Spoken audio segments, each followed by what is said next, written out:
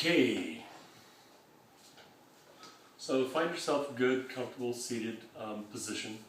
If you're comfortable sitting flat on the floor, great. I am not. I have a bolster and a blanket. I felt most comfortable in the beginning of yoga actually sitting at the edge of a chair, so feel free to sit in a chair, just come to the edge, and when you get there, start becoming aware of your body. You don't have to change anything, just become aware of your butt in the seat. Maybe pay attention to your lower spine, middle of your back. See if you can raise your chest toward the sun. And tilt your chin just a little bit. And move with your head a little. And what you want to do is see if you can find a sweet spot where when you're taking in breath, you're getting the maximum amount of inhale, maximum, least amount of blockage, because your neck is straight, so you might tilt up, tilt down. Usually it's tilted and pulled back. Pull your shoulder blades back, relax your shoulders. Okay, and so yoga, the purpose of yoga is to still the whirlpools of the mind. And so the guys that were doing this in the early days, earliest days, 5,000 plus years ago, they would practice sitting in a position and stilling their mind. Well, what they wanted to do, the guys that got really good at it, is they learned how to practice and do it for hours, days, and there's legends of people doing it for months on end.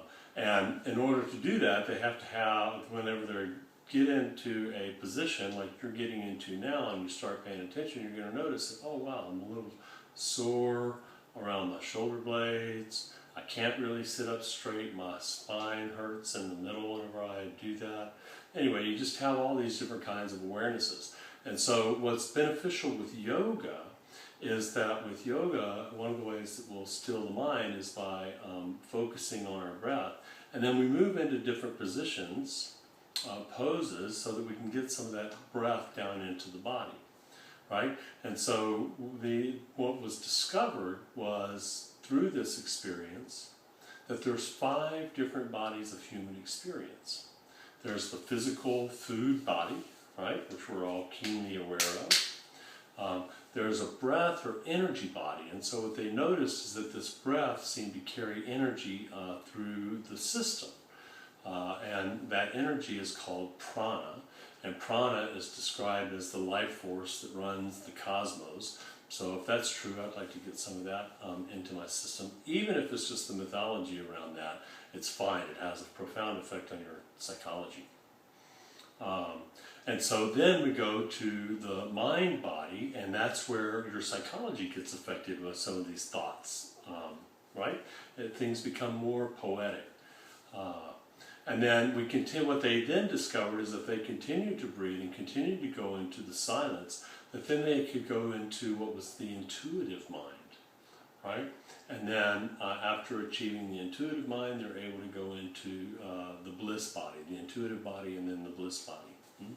The mind, so we have the flesh body, the breath body, energy body, the mind body, the intuitive body, and finally the bliss body. And you've seen pictures of people who live or have been able to attain the bliss body and live there. One of the most interesting stories that I've heard recently, it may be a legend, but about a year or 2 ago, there was a young man that sat in one position for I think the rumor is 10 months. Discovery Channel went and looked at him, kept a camera on him for 3 days without any kind of movement. And he was so in his bliss body that he had every bit of his mind. The reason we want to still the whirlpools of our mind is so that we can teach our mind to think the thoughts that we want it to think. And so this guy was in his bliss body, and he's taken all of his attention to focusing on God. And so he's in the state of like Moses on his knees before the burning bush, right? And that, along with the prana, the breath, is enough to sustain his life for 10 months. That's a game I'm interested in playing, and if you guys would like, we can start playing it now together. Thanks.